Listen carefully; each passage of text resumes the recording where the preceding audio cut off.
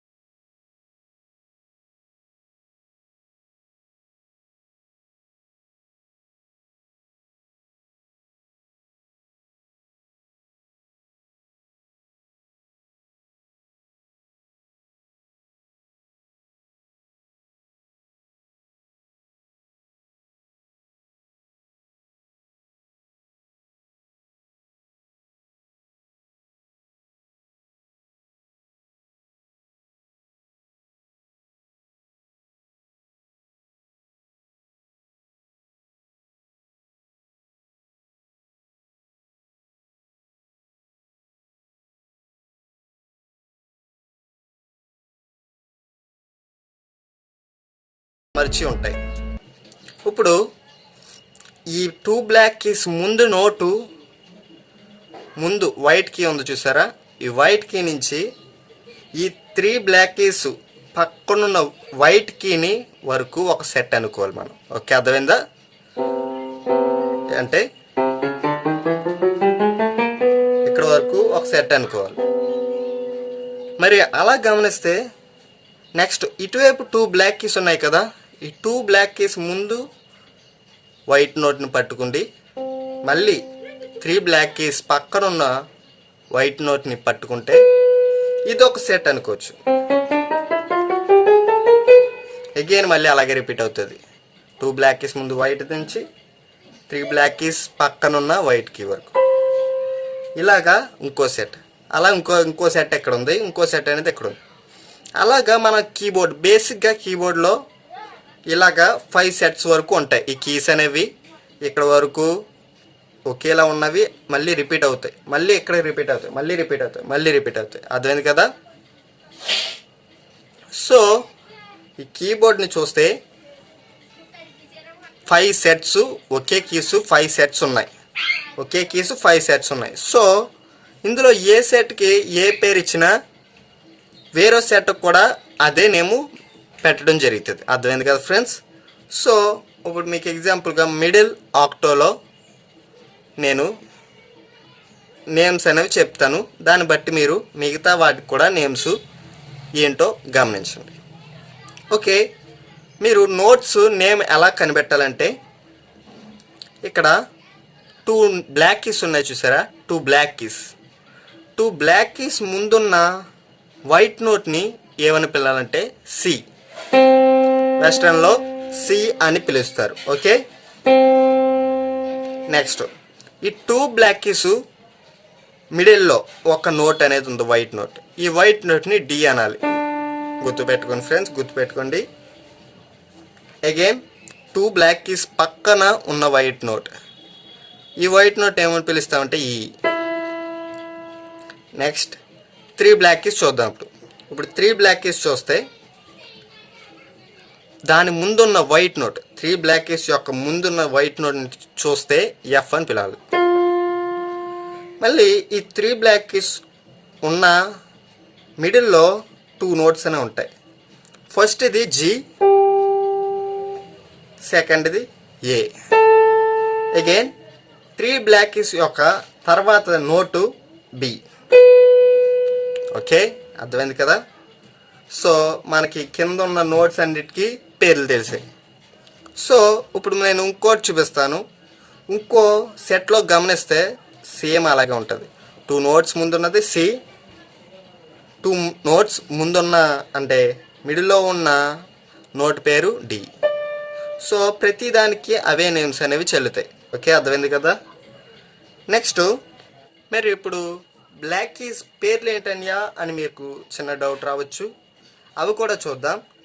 ఈ black keys names ఎలా పెట్టడం జరిగిందంటే, ఇప్పుడు మనం సి అంటే ఇప్పుడు చెప్పాను కదా మీకు నేమ్స్ 2 బ్లాక్ కీస్ ముందున్న వైట్ నోట్ని సి అని పిలుస్తామని. సో ఈ సి అక్షరానికి ముందున్న ఈ బ్లాక్ కీని ఏమని పిలుస్తారంటే సి షార్ప్ అని పిలుస్తారు. ఏంటి సి షార్ప్ అని ఎలా వచ్చిందని అంటే, షార్ప్ అనగా ముందు అని, ఫ్లాట్ అని అనగా వెనక్కి అని. ఫ్లాట్ కూడా ఎక్కడ ఎలా పిల్లాలో చెప్తాను ఇప్పుడు చూడండి. సో ఈ సి షార్ప్ ముందున్నది కాబట్టి సి షార్ప్ అని పిలుస్తాం. మరి ఈ 2 బ్లాక్ కీస్ మిడిల్లో ఉన్న డీని పట్టుకుందాం. అప్పుడు ఈ డి వెనకాల ఈ డి ఫ్లాట్ అనేది ఉంది. డి ఫ్లాట్ అని ఎందుకు వచ్చిందంటే డి వెనకాల అని అర్థం. ఓకే, సో దీన్ని సి షార్ప్ అని పిలవచ్చు అండ్ డి ఫ్లాట్ అని కూడా పిలవచ్చు. ఓకే, అలాగే ప్రతి అక్షరానికి అలాగే పేర్లు ఉంటాయి. సో ఇది డి కాబట్టి డి ముందు ఉన్నది కాబట్టి ఇది డి షార్ప్. అండ్ ఈ ఇది కాబట్టి ఈ వెనకాల ఏముంది ఈ ఫ్లాట్. ఓకే, వెనకని అనాలంటే మనం ఫ్లాట్ అని పిలాలి. ఫ్లాట్ సింబల్ చూపిస్తాను చూడండి. షార్ప్ సింబల్ కూడా చూడండి. ఓకే, నెక్స్ట్ మిగతావి కూడా చూద్దాం. చూడండి, మిగతావి చూస్తే ఎఫ్ ఇది కాబట్టి ఎఫ్ షార్ప్. నెక్స్ట్ జీ ఇది కాబట్టి జీ వెనకాల ఇది ఉంది కాబట్టి G flat. Again G sharp ముందున్నది జీ షార్ప్. ఏ వెనక ఉంది కాబట్టి ఈ నోటు ఏ ఫ్లాట్. ఏ ముందు ఉంది కాబట్టి ఈ నోటు బ్లాక్కి ఏ షార్ప్. అలాగే బి వెనకాల ఉంది కాబట్టి దీన్ని బి ఫ్లాట్ అని కూడా పిలవచ్చు. ఓకే, అలా ప్రతిదానికి నేమ్స్ అనేవి ఉంటాయి ఫ్రెండ్స్. అర్థమైంది కదా. ఇలాగా నేమ్స్ అనేవి మనం గుర్తుపెట్టుకోవాలి. ఇవి పర్మనెంట్గా గుర్తుపెట్టుకోవాలి ఫ్రెండ్స్. మీరు ఫాస్ట్గా ఇంకా ముందుకు వెళ్ళి కొలిది ఎంతో ఈ నేమ్స్ బట్టి మీకు యూజ్ అనేది ఉంటుంది. సో కంపల్సరీ గుర్తుపెట్టుకోండి.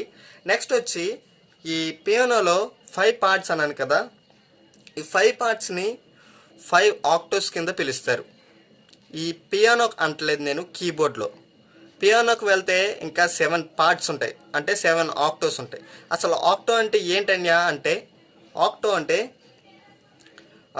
యూనిసన్ అని కూడా పిలుస్తారు. యూనిసన్ అంటే ఒక కాంబినేషన్ ఆఫ్ సంథింగ్, అంటే ఏమైనా కలిసి ఉండడం, కలిసి ఒక గ్రూప్ కింద ఉన్నదాన్నే ఆక్టో అని పిలుస్తారు, లేదంటే యూనిసన్ అని కూడా పిలుస్తారు. కొన్ని చోట్ల యూనిసన్ అని పిలుస్తారు ఈ ఆక్టోని, మీరు గమనించండి. మీరు చూస్తే ఆక్టోలు ఎలా ఉన్నాయంటే ఇక్కడ 5 ఆక్టోలు ఉన్నాయి. ఎలా అంటే ముందు ఇది కనబడట్లేదు కాబట్టి ఇక్కడ వదిలేండి, ఇక్కడ నుంచి మనం నేను చెప్తాను గమనించండి. ఈ సి ఉంది చూసారా, ఈ సి నుంచి ఇటువైపు సి వరకు ఒక ఆక్టో. ఓకే, వరకు ఒక ఆక్టో. నెక్స్ట్ ఇక్కడి నుంచి ఈసీ వరకు ఒక ఆక్టో. నెక్స్ట్ ఇక్కడి నుంచి ఈసీ వరకు ఇంకో ఆక్టో. నెక్స్ట్ ఇక్కడి నుంచి ఇంకో ఆక్టో. అర్థమైంది కదా. ఇటువైపు కూడా ఒక ఆక్టో ఉంది. అర్థమైంది కదా. ఇలా 5 ఆక్టోస్ అనేవి కీబోర్డ్లో ఉంటాయి. ఈ ఆక్టోస్కి చాలా పేర్లు అనేవి ఉన్నాయి. మరి కర్ణాటిక్ మ్యూజిక్లో అయితే మంద్రస్థాయి, తారస్థాయి, మధ్యస్థాయి అని పిలుస్తారు. అవి కూడా చెప్తాను చూడండి. మధ్యస్థాయి అంటే ఇది మిడిల్లో ఉన్నది కాబట్టి మధ్యస్థాయి. ఓకే, అంటే ఇది ఒకటో ఆక్టో, సారీ ఇది ఫస్ట్ ఆక్టో, ఇది సెకండ్ ఆక్టో, ఈ థర్డ్ ఆక్టో. ఈ థర్డ్ ఆక్టోని మనం మధ్య స్థాయి అని పిలుస్తారు కర్ణాటిక్ మ్యూజిక్లో. నెక్స్ట్ వచ్చి పక్క వెళ్ళి కొలది ఈ స్థాయిని మారుస్తారు. ఇది 4th octo, 5th octo. Okay, అర్థమైంది కదా. గుర్తుపెట్టుకోండి, ఇది పర్మనెంట్గా ఈ ఫస్ట్ ఆక్టో ఇది అని చెప్తాను నేను. ఫస్ట్ ఆక్టో ఇది ఇటువైపు, దాని తర్వాత second octo, third octo, 4th octo, 5th octo. Okay, మరి ఈ థర్డ్ ఆక్టోని మాత్రం మధ్యస్థాయిని కర్ణాటిక్ మ్యూజిక్లో పిలుస్తారు. ఈ థర్డ్ ఆక్టో ముందుది మంద్రస్థాయి అంటారు, మంద్రస్థాయి. ఈ థర్డ్ ఆక్టో ముందుది మంద్రస్థాయి అని పిలుస్తారు ఇలా. నెక్స్ట్ ఈ థర్డ్ ఆక్టో తర్వాత నుంచి తారస్థాయి అని పిలుస్తారు. మరి వెస్ట్రన్లో ఏమని పిలుస్తారంటే బేస్ షెల్ఫ్ అని పిలుస్తారు, బేస్ షెల్ఫ్. ఓకే, అర్థమైంది కదా. బేస్ షెల్ఫ్ అంటే ఇక్కడ ఈ ఇటువైపు ఈ థర్డ్ ఆక్టో ముందు ఆక్టోస్ని బేస్ షెల్ఫ్ అని పిలుస్తారు. అంటే ఎందుకని అలా పిలుస్తారంటే ఇది బేస్కి ఎక్కువ యూజ్ చేస్తారు ఫ్రెండ్స్, బేస్. ఇటువైపు నుంచి ఈ మిడిల్ ఆక్టోని మామూలుగా ప్లేయింగ్కి యూజ్ చేస్తారు. అర్థమైంది కదా. దాని తర్వాత ఈ ఆక్టోని హై రేంజ్లో యూజ్ చేయాల్సినప్పుడు ఈ ఆక్టోస్ని యూజ్ చేస్తారు. అర్థమైంది కదా ఆక్టోస్ గురించి. ఇదే ఫ్రెండ్స్ కీబోర్డ్ గురించి. కీబోర్డ్లో నేమ్స్ అండ్ ఆక్టోస్ అంటే ఏంటో మీకు చెప్పడం జరిగింది ఈ వీడియోలో. మరి ఈ వీడియో మీకు ఎలా యూజ్ అవుతుందో నాకు కామెంట్ సెక్షన్లో తెలియచేయండి. అండ్ లైక్ చేయండి, నన్ను సపోర్ట్ చేయండి. అండ్ కొత్తగా నా ఛానల్ చూస్తున్న వారు మీరు సబ్స్క్రైబ్ చేసి బెల్ ఐకాన్ని యాక్టివేట్ చేసుకున్నారంటే నేను పెట్టే ప్రతి వీడియో మీకు నోటిఫికేషన్ ద్వారా అందుతుంది. పైగా నన్ను సపోర్ట్ చేయండి ఫ్రెండ్స్, కొత్తగా చూస్తున్న వారు కూడా. నెక్స్ట్ వచ్చి ఈ వీడియోస్ ఎవరైతే తెలీదో వాళ్ళందరికీ తెలియచేయండి, పంపించి. ప్రతి ఒక్కరికి ఈ వీడియోస్ అనేవి చూడాలి, ప్రతి ఒక్కరు యూజ్ అవ్వాలి ఫ్రెండ్స్. ఒక్కలే చూసి ఒక్కలే బాగుపడడం కాదు, కానీ ప్రతి ఒక్కరు చూసి ప్రతి ఒక్కరికి ఉపయోగపడాలని నా వీడియోలు నేను ఆశపడుతున్నాను. సో మీరు హెల్ప్ చేయండి. Thank you for watching video. మళ్ళీ వస్తున్న వీడియోస్లో స్కేల్స్ అనేవి ఏంటి అన్నీ మీకు బ్రీఫ్గా ప్రతిదీ చెప్పడం జరుగుతుంది friends. Thank you for watching video. Bye bye.